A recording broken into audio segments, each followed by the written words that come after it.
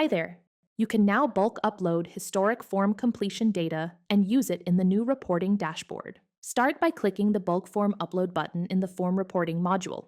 Select the form you want from the dropdown, then choose which fields to include in your template. Only dropdown, checkbox, Likert scale, and number-based text fields can be selected. When you're ready, click Generate to download an Excel template. In the template, enter the username, location, and completion date for each form completion. For checkboxes, dropdowns, and Likert scales, you'll see a column for each option. Enter a number 1 under the selected option. For number fields, simply type the value. When you're done, save your changes.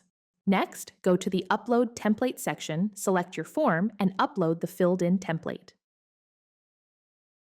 In the Completed Uploads section, you can download the original file or review any rows that didn't upload successfully by checking the exception sheet.